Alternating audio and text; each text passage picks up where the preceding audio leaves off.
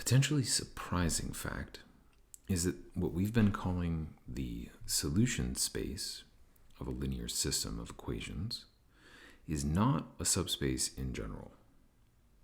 While this may seem to pose a strange sort of problem for understanding the dimension or maybe the shape of the solution space, it turns out that there's a workaround. Let's consider the following linear system. So extending our example from the previous video, we once again have the same three vectors, u, v, and w, and we want to ask about the solutions to the equation ax is equal to b.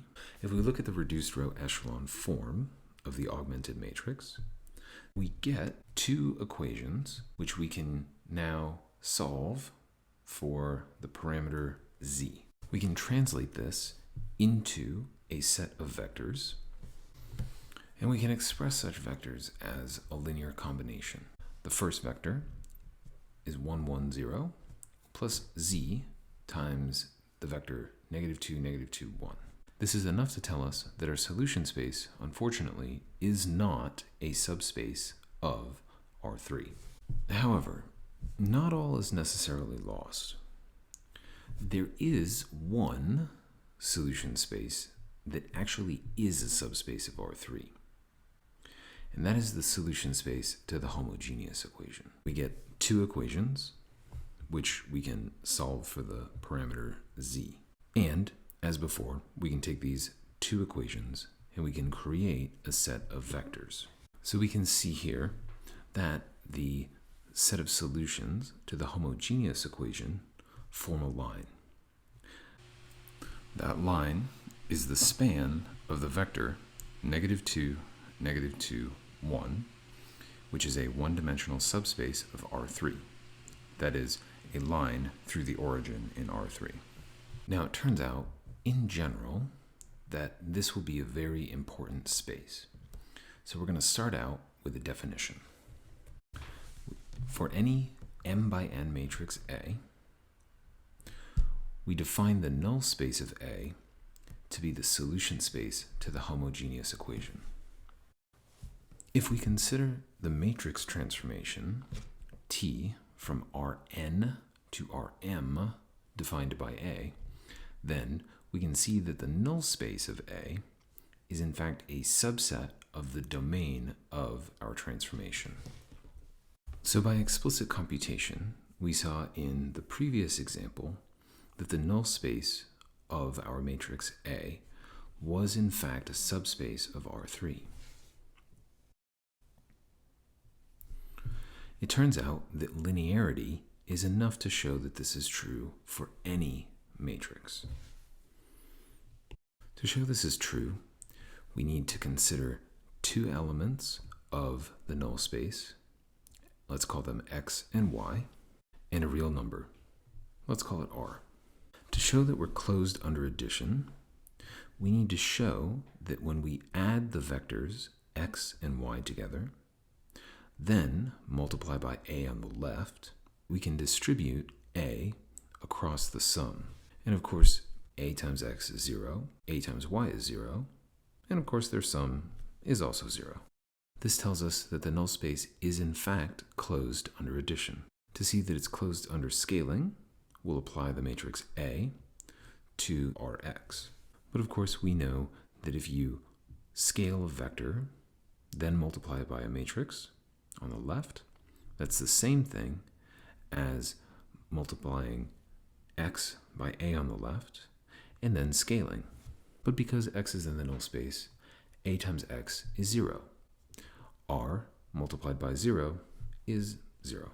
This shows us that the null space is in fact closed under addition and scalar multiplication, so is therefore a subspace of Rn for any m by n matrix. So to understand the significance of this space, we're going to return to our first example. So using our original matrix A, whose columns were u, v, and w, we computed the null space, and we saw that it was the span of the vector with coordinates -2, -2, and 1. We also found the solution space to the equation ax is equal to 2, 2, -1. The solutions were all the vectors x, which can be expressed as the vector 1, 1, 0, plus t times the vector -2, -2, 1. So there are two observations to make here. The first observation is that the second vector in such a solution is an element of the null space, while the first vector, 1, 1, 0, satisfies the equation a multiplied by x is equal to b.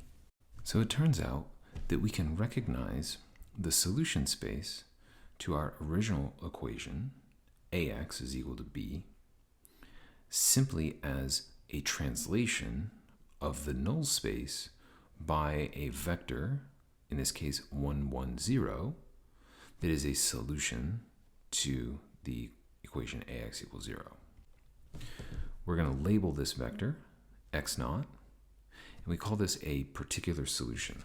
It turns out that this is not necessarily a strange coincidence of our system. For any m by n matrix, as long as we can understand the null space and we can find a particular solution, we can actually find all of the solutions simply through this translation mechanism. If we let A be an n by n matrix, if B can be expressed as A times some x naught, then the solution space to the equation ax equals b is the set of all vectors x naught plus y, where y is an element of the null space. To prove this, we simply need to interpret this statement in a way that's easy to verify. So this says that a vector v in Rn is a solution to the equation ax equals b if and only if v can be expressed as x naught plus y for some y in the null space of A. One direction of this is very easy. If v is equal to x naught plus y, where y is in the null space, then we can see that by multiplying on the left by A and then distributing, we'll get b. The hard part is the other direction.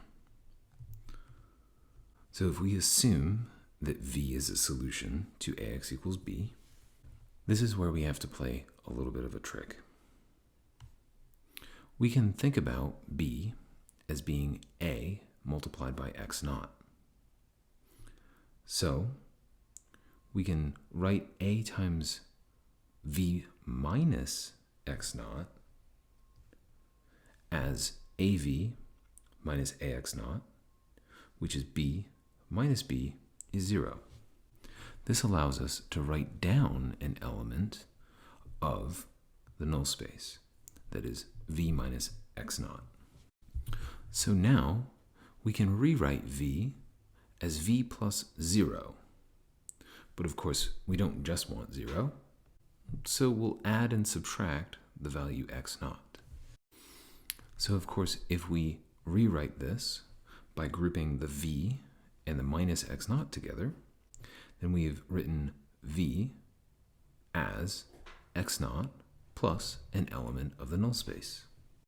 Therefore, we have a characterization of the solution space to any equation as simply a translation of the null space. So this tells us that while the solution space is not actually a subspace, it does make some sense to think about its dimension. Namely, we can think about the dimension of the null space and think about the solution space as being a translation, which is of course a rigid transformation of our null space. So in the next video, we'll discuss some more concrete examples.